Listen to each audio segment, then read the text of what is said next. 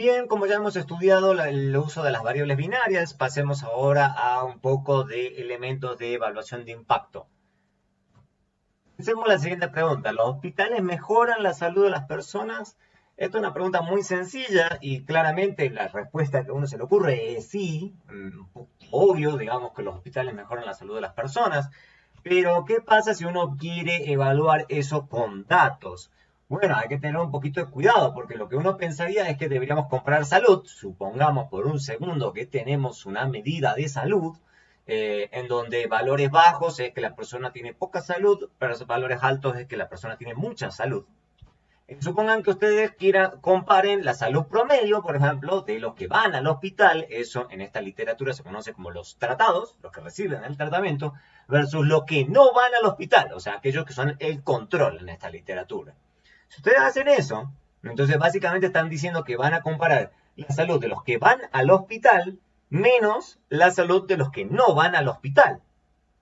Si ustedes llegan a hacer eso, bueno, lo que va a ocurrir que en general los que van al hospital están más enfermos claramente que aquellos que no van al hospital.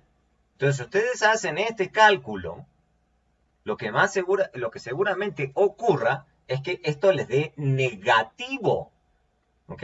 Porque la salud de los que no van al hospital es mucho más grande que la salud de los que van al hospital. Entonces, esta medida daría negativo.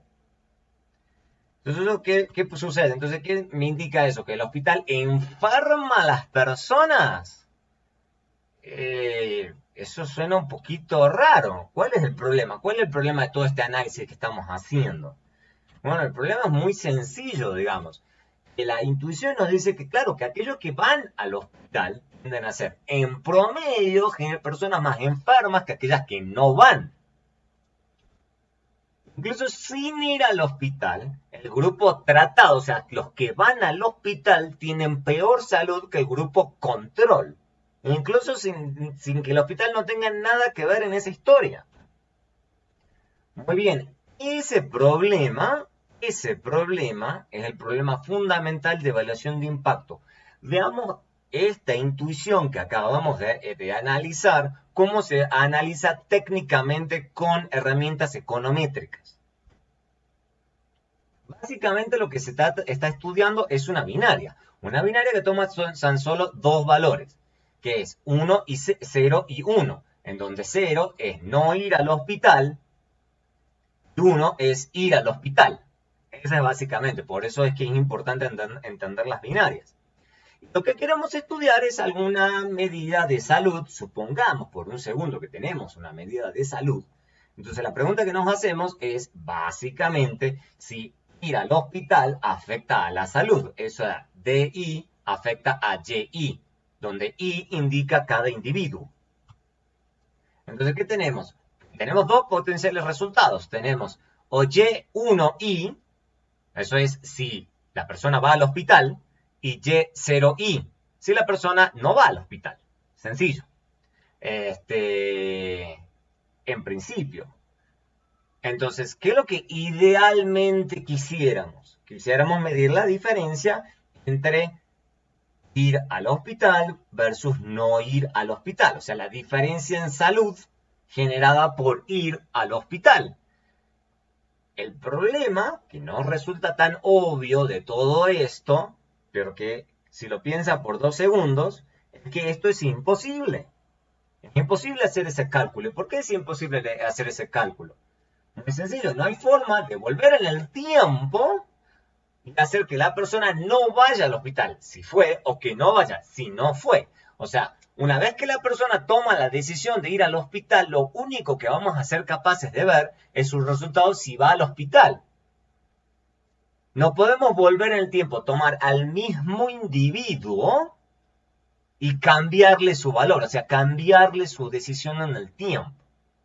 Lo que tenemos entonces es solamente el valor observado, o sea, lo que tenemos es el valor para cada individuo, o sea, YI, y eso va a ser igual a Y1I, o sea, si la persona va al hospital, versus Y0I, o sea, si la persona no va al hospital, que eso normalmente se escribe con esta notación, que se ve un poco rara, pero no es tan rara, O sea, si esto es 1, entonces esto me queda 1 y esto se cancela con esto, entonces me queda solamente y1i. Y si esto es 0 acá, entonces todo este paréntesis se cancela, entonces solamente me queda y0i. ¿Qué es lo que haríamos en la práctica? En la práctica lo que haríamos es comparar la salud promedio de estos dos grupos. ¿Qué es lo que haríamos? O sea, es comparar la salud de aquellos que van al hospital versus los que no van al hospital. ¿Eso qué significa en términos econométricos? O sea, en términos de esperanzas. Básicamente, que es la esperanza de aquellos que van, de la salud promedio de aquellos que van al hospital, menos la esperanza de la salud promedio de aquellos que no van al hospital. Entonces, este es el promedio para aquellos que van y este es el promedio para aquellos que no van. Sabemos que eso va a tener sus problemas, pero ¿cómo lo podemos ver en términos econométricos? Bueno, primero en principal deberíamos escribir esa diferencia en estos términos, porque sabemos que esto es lo único que vamos a poder observar. Vamos a poder observar que la salud de aquellos cuando van al hospital y la salud de aquellos cuando no van al hospital.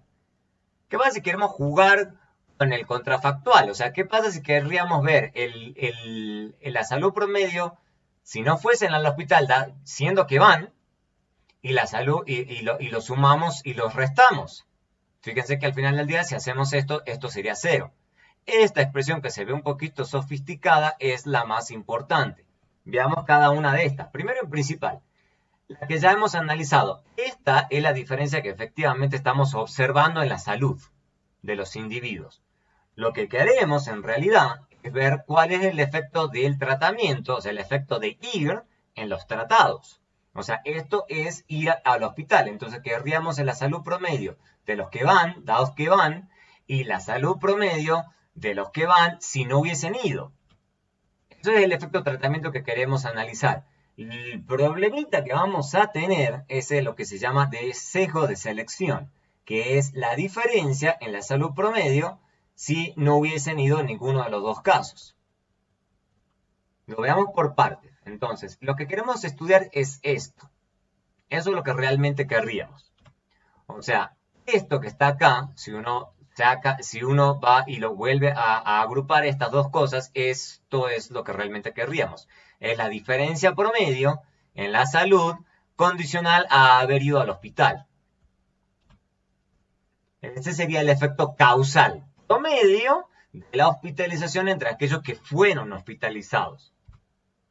Entonces, como les decía recién, esta es la salud promedio de los hospitalizados que fueron hospitalizados. Esto es lo que sí puedo observar. Lo que no puedo observar es la salud promedio de los que fueron hospitalizados si no hubieran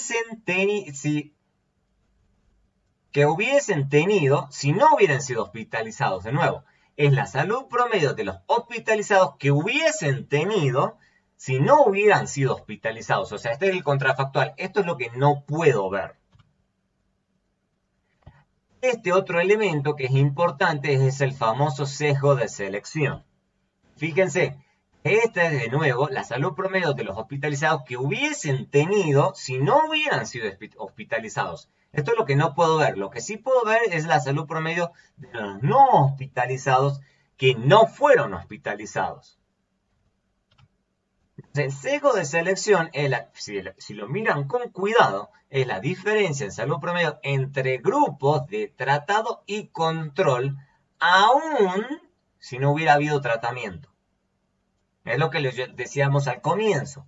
Es que incluso sin el hospital, sabemos que aquellos que van al hospital están en general más enfermos que los que no van. Eso es en esencia el sesgo de selección y en términos econométricos se escribe de esta forma. Entonces, de nuevo, el problema es que la salud promedio de aquellos que no van al hospital, o sea, los control, son más altos. Eso en términos de esperanza, ¿qué significa? Aquellos que no van, o sea, yo veo esto y además veo que no van, en general, yo puedo esperar que incluso si yo los hubiera hecho ir al hospital, al final del día ellos tienen una salud promedio mucho más alta, incluso si hubiesen ido al hospital. Eso es lo que estoy pensando. Entonces, ¿qué estoy pensando? Que esta diferencia es negativa. Es negativa. ¿Esto qué significa? Que estoy pensando que el sesgo de selección es negativo. El sesgo de selección puede ser tan fuerte en este caso, tengamos que el efecto tratamiento que estamos queriendo calcular tenga el signo opuesto. Lo que decíamos recién, digamos, lo que decimos al comienzo de esta discusión. Lo que puede ocurrir es que la gente que va al hospital sea mucho más enferma y la gente que no va al hospital sea mucho más sana, que parezca que el hospital está enfermando gente, pero en realidad sabemos que eso no tiene mucho sentido. Precisamente el tema de evaluación de impacto es tratar de ajustar precisamente por ese sesgo de selección y tratar de corregirlo. ¿Cuál es la forma clásica en que la gente piensa que esto se puede corregir? Lo que se llama una asignación aleatoria. O sea, ¿cuál es la idea? Tomar de ahí, o sea, el ir al hospital y asignarlo en forma aleatoria. ¿Eso qué significa? Que no importa, no dejamos que los individuos elijan, sino que nosotros hacemos que cada uno de ellos vaya a donde nosotros querramos, independientemente de su nivel de salud. ¿Eso qué significa? Significa esta ecuación. Significa que no importa si va o no va, la salud promedio va a ser la misma. Esa es la clave, digamos. Porque precisamente lo hemos hecho en forma aleatoria. La aleatorización implica esto. ¿Y eso a qué me lleva? Me lleva a que yo pueda escribir esto y pueda escribir esto, que es efectivamente la diferencia que yo estoy haciendo, pero, dado que yo estoy aleatorizando, puedo hacer que esto que está del lado derecho, yo lo pueda escribir de esta forma. Precisamente porque yo lo aleatoricé, si no, no lo puedo escribir a esto. Si no lo aleatoricé, esto va a ser diferente, no va a ser igual. Entonces yo al poder hacer esto, puedo escribir el siguiente paso y ahí ya me queda así. Y no conforme con eso, como yo sé que esto está aleatorizado, entonces incluso puedo ir más lejos y puedo escribir esto. Que no importa, digamos, o sea, el valor de que sea 1 o 0. O sea, porque al final del día yo lo aleatoricé. Entonces no hay una diferencia acá. Pero eso obviamente ya está aleatorizado. ¿Cierto? Entonces, el efecto de una hospitalización aleatorizada sobre los hospitalizados es el mismo que el efecto de un paciente elegido en forma aleatoria, porque yo aleatoricé el tratamiento. Ahí hay un montón de ejemplos. Las medicinas, lo típico que hacen las medicinas es esto. Eligen un grupo de personas que están, generalmente todas están igualmente enfermas, pero hay un grupo a las que se le da el medicamento y hay un grupo al que no se le da el tratamiento o un placebo. Y lo que se hace es después medir, o sea, y eso se hace en forma aleatoria, la gente no sabe si está recibiendo o no el medicamento, pero sí el científico, de forma tal que después la diferencia en salud que tengan los pacientes sea precisamente debido al medicamento. Lo mismo se hace en términos de subsidios para, por ejemplo, entrenamientos y tratar de ver si el entrenamiento en los empleados surtió algún efecto, por ejemplo, en el salario de esos empleados. Y hay que tratar de corregir por las posibles sesgos que haya en cómo se eligieron a los empleados que se entrenaron o bien a las firmas que entrenaron a los empleados. El otro caso clásico es el tamaño de las clases y el desempeño académico. Típicamente los padres tratan de elegir que sus niños estén en colegios donde tengan salones de clase pequeños, pero en general eso no va a ocurrir y se trata de hacer eso en forma aleatoria y hay un experimento que se llama experimento STAR que precisamente hizo eso. Obligó a que ciertos alumnos fueran a colegios a clases más pequeñas y otros a clases más grandes y se midió precisamente el desempeño académico luego e incluso el desempeño en mercado laboral. Ahora bien, ¿por qué eso no se hace más seguido? ¿Por qué no se aleatoriza siempre? Bueno, tiene un montón de inconvenientes tratar de aleatorizar, no es fácil. Lo principal es logísticamente complejo. Muy complejo lograr hacer que un grupo de individuos, personas, firmas, etcétera, coordinarlos de forma apropiada y lograr que la aleatorización esté garantizada. Es logísticamente difícil. El segundo gran problema es que es muy difícil obtener algo realmente causal. Para que realmente podamos decir que algo que hicimos, aleatorizamos, y es algo efectivamente causal, que efectivamente lo que logramos aleatorizar tiene un efecto causal en otra variable, requiere mucho tiempo, a veces hasta varios años, y la gente no le gusta, la gente quiere que sea algo rápido. Lo tercero, que es muy costoso, es caro. Generalmente requiere muchos recursos, requiere mucho dinero y en general normalmente uno está presupuestariamente muy restringido, entonces aleatorizar no es fácil.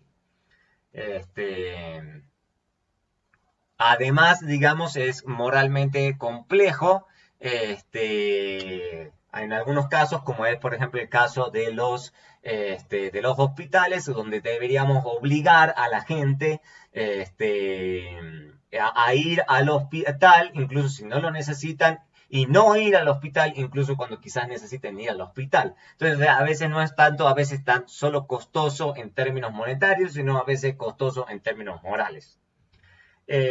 Precisamente toda la econometría en general se trata de obtener inferencia, o sea, lograr algo causal sin la necesidad de que uno tenga que aleatorizar. Eso es lo clásico. Pero claro, la aleatorización sigue siendo el ideal al que se aspira en términos de diseño, experimental, para tratar de obtener estimaciones causales.